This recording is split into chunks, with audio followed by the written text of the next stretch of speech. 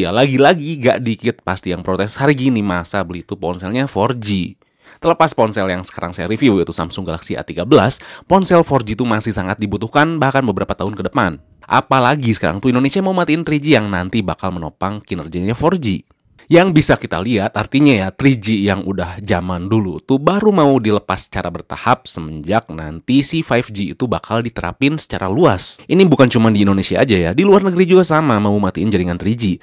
Nah sekarang langsung masuk ke topik utama yaitu Samsung Galaxy A13. Sebenarnya nggak banyak hal baru di ponsel ini karena teknologi yang ada tuh bukan hal baru, terutama chipsetnya yaitu Exynos 850 yang udah dipakai di Samsung Galaxy M12. Lalu ponsel ini tuh cukup mengkhawatirkan. Pertama dari si Exynos 850. Secara teori, kalau kita lihat di situs Samsungnya, ponsel ini tuh cuma ngedukung resolusi maksimal kamera 48 megapiksel aja, sedangkan ini kamera tuh tertanam 50 megapiksel. Lalu yang kedua tuh layarnya PLS TFT, bukan AMOLED yang ditakutin tuh warnanya kusam dan jelek. Atau malah ada yang lebih khawatir si PLS TFT di sini tuh bakal lebih jelek dibandingkan layar IPS di ponsel lainnya. Kayaknya semua kekhawatiran itu bakal dijawab di review kali ini ya. Di sini Fadil langsung aja kita review.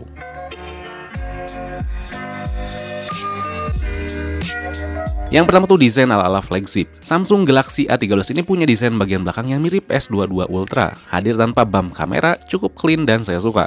Yang sebenarnya desain kayak gini tuh pertama ada di Samsung Galaxy A32 ya. Desain kayak gini tuh ngebuat lensa kamera bagian belakang yang paling menonjol. Frame lensanya nggak ketahan sama back cover ponsel. Jadi saya bisa anjurin kalian wajib pakai casing kalau khawatir kegores kalau disimpan. Desain back cover ini tuh unibody ya. Jadi nggak ada frame yang terpisah dari back cover yang secara tampilan agak disayangin mengurangi kesan tegas.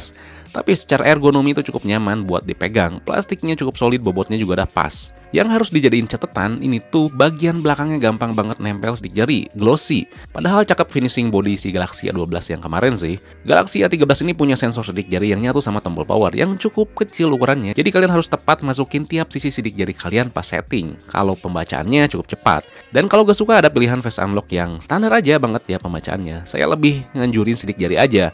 Masalah feedback getar yang kita gak bisa berharap banyak. Masih standar, cuma ada 3 pengaturan kekuatan yang masih terkesannya kasar. Samsung masih gak mau sih nerapin getaran yang halus ya, masih pengen diterapin di seri flagshipnya aja. Yang kedua, bukan layar AMOLED. Sebenarnya saya bukan penggila layar AMOLED ya, malahan saya lebih suka layar IPS dibandingkan AMOLED. Singkatnya, IPS tuh nggak akan burn in ya, dan natural juga warnanya. Panjangnya kalian bisa nonton ya tentang AMOLED versus IPS di link deskripsi di bawah habis nonton video ini. Nah, yang udah yang bikin saya khawatir kalau misalkan ada ponsel Samsung yang bukan pakai layar AMOLED dan harganya tuh murah, warnanya tuh kusem, malahan lebih kusem dibandingkan layar IPS lainnya. Yang harus kalian ketahui, PLS TFT ini adalah layar IPS-nya versi Samsung yang diklaim sudut penglihatannya itu lebih baik, lebih cerah, dan lebih murah dibandingkan IPS. Tapi ternyata setelah dicoba warnanya tuh adem, enak dilihat, cukup nonjok untuk sekelas layar yang bukan panel AMOLED, beda dari PLS TFT sebelumnya. Saya suka ya, kalau masalah sensitivitas sih ya standar aja ya, gak ada yang wah. Cuman Samsung tuh nggak pernah terbuka sih masalah sRGB-nya berapa. Notebook Check juga belum nge-review ponsel ini karena biasanya juga saya lihat di situ kalau masalah color gamutnya gimana. Kalau di situs resmi atau display match juga nggak nge-review. Kalau nebak dari mata doang sih bagus ya si color gamutnya karena cukup nyaman buat dilihat dan gak kusem. Sayangnya emang refresh rate tuh mentok di 60Hz, standar aja, padahal saya ngarepnya 90Hz. Tapi overall secara penggunaan gak ada masalah baik keseharian maupun dipakai nonton. Udah cukup asik dan terobati sama warna yang disajiin dengan layar ukuran 6,6 inci Full HD Plus ini. Nonton dan dengerin musik kita ditemenin sama speaker mono yang udah ngedukung Dolby Atmos. Untuk seukuran speaker mono ini cukup baik, tapi dengan 50% ya si volumenya. Udah cukup renyah walaupun tentu bukan yang terbaik. Karena bukan panel AMOLED tentu ya. Di sini nggak ada always on display. Jadi kalau misalkan mau ngecek notifikasi tuh ribet ya, dinyalain matiin. Jadi sebenarnya saya berharap ya nggak ke Samsung aja, ke vendor lain. Kalau misalkan emang ponsel tuh nggak pakai layar panelnya AMOLED, ada LED notifikasi ya. Hal sepele tapi cukup berguna selama penggunaan.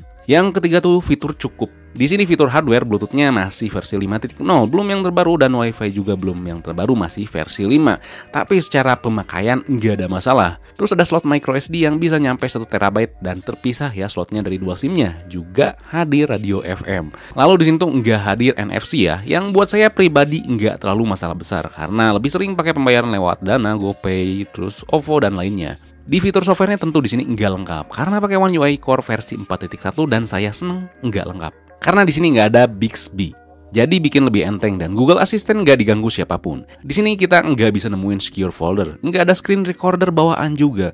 Sayang padahal screen recorder tuh simple banget. Mau nggak mau kita download aplikasi pihak ketiga kalau misalkan mau ngerekam yang ada di ponsel kita. Dan juga di sini sama kayak One UI versi biasa, nggak ada lock apps. Di sini ada notif history buat lihat notifikasi yang udah kehapus, ada tombol power yang bisa di custom fungsinya, dual messenger, hide apps, device protection atau antivirus ponsel bisa nyala dan matiin. Dimana itu tuh bagus karena ngasih pilihan ke kita. Ada juga protect battery yang bisa nyegah kita ngecas sampai 100%.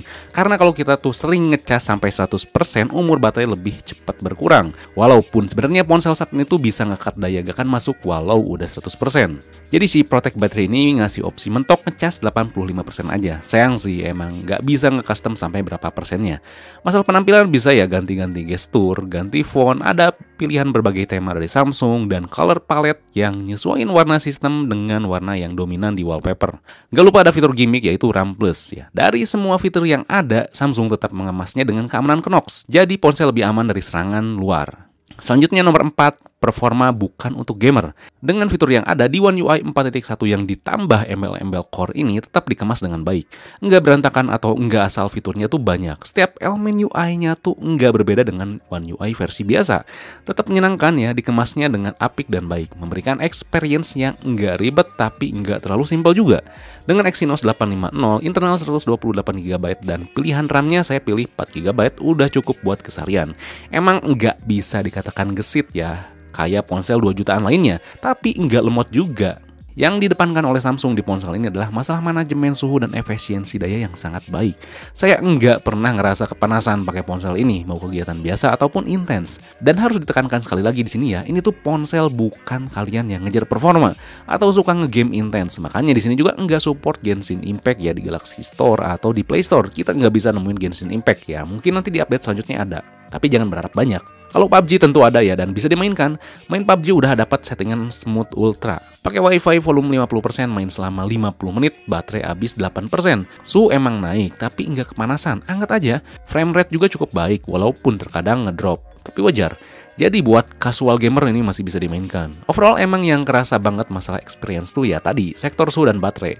Baterainya ini nih bener-bener. Dengan kapasitas baterai 93% bisa ngasih waktu standby total 24 jam 34 menit. Dengan screen on time 11 jam 20 menit, itu pun masih nyisa 11%, emang mantep. Pemakaiannya cukup intens kayak main game, chatting, buka IG, TikTok, Talkpad, dan lainnya. Bluetooth juga selalu nyala.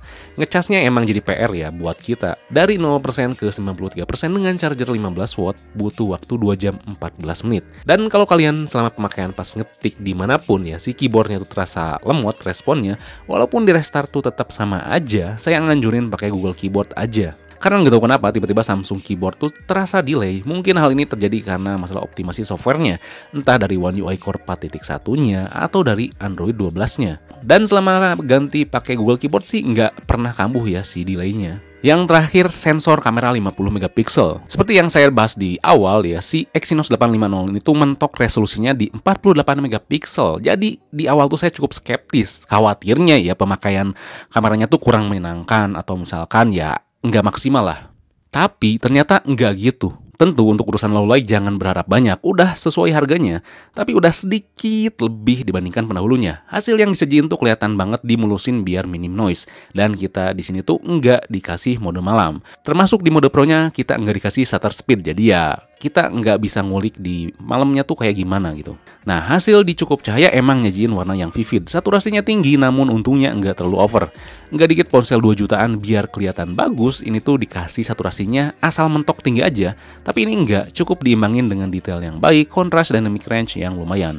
Fokusnya juga lumayan cepat ya, ambil objek lumayan deket, udah bisa dihandle dengan baik. Nggak perlulah lensa makro-makroan. Jadi untuk lensa utama di luar ekspektasi saya yang awalnya tuh cukup skeptis. Kalau ultrawide-nya standar aja buat mata saya, detailnya tuh kurang dapet, seringnya muncul highlight yang over, tapi masih tetap kepake. Untuk kamera selfie-nya lumayan baik. Biasanya ya ponsel 2 jutaan tuh nyajiin detailnya yang diperhalus walau mode cantiknya tuh mati, tapi di sini enggak. Bokehnya juga apik. Lumayan suka dengan harga yang disajiin. Sektor videonya cuma mentok di 1080p 30 fps aja depan dan belakang. Tetap bisa nyajiin detail, warna, kontras, dynamic range yang cukup baik. Terkadang emang ada sisi gelap yang terlihat lebih gelap dibandingkan seharusnya, tapi enggak terlalu parah. Fokusnya juga cukup baik, hanya saja ya masalah kestabilannya standar. Kalau video kamera depan baru nih, kelihatan lumayan diperhalus walaupun mode cantiknya mati. Saya lebih suka hasil foto selfie sih dibandingkan hasil ya selfie videonya, yang tetap oke lah buat sesekali dipakai ngevlog. Overall kameranya bisa ngasih experience yang solid walaupun nggak banyak fitur. Misalkan dipakai jalan cukup stabil dibandingkan kamera depannya. Kamera belakang kalau dipakai jalan agak kurang stabil, tapi ini cukup oke, jadi oke lah pakai ngevlog walaupun mentok di 1080p 30 fps. Sip. So buat siapa Samsung Galaxy A13 ini? Ponsel ini tuh cocok buat kalian yang nyari ponsel Samsung murah dengan sistem One UI terbaru yang cukup simple, luar dan dalam. Dengan bonus berupa daya tahan baterai yang sangat baik, manajemen suhu yang adem, kameranya yang cukup solid, dan layar PLS TFT-nya bisa produksi warna yang nyaman. Yang harus kalian terima di sini kita nggak dikasih NFC, refresh rate-nya tuh masih standar banget, dan performanya kalau dipakai intens atau ngegame intens nggak sebaik beberapa kompetitor di kelasnya. Ya emang 2 jutaan tuh ada ponsel lain yang lebih kenceng, tapi nggak bisa ngasih manajemen suhu dan baterai yang baik kayak di ponsel ini. Iya juga emang gitu ya, di harga 2 jutaan tuh ada ponsel lain yang pakai layarnya tuh AMOLED.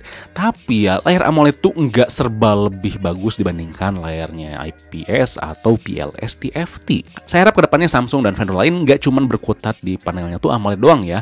IPS atau PLS TFT tuh masih bisa dieksplor lebih baik lagi. Oke? Jadi sekian aja ya review Samsung Galaxy A13 ini. Kalau misalkan ada yang ingin tanyakan, kalian bisa tulis komen di bawah, dan jangan lupa buat like, share, subscribe, fix me, lalu nyalain lonceng notifikasinya biar gak ketinggalan video berikutnya. Oke, di sini Fadil, peace out.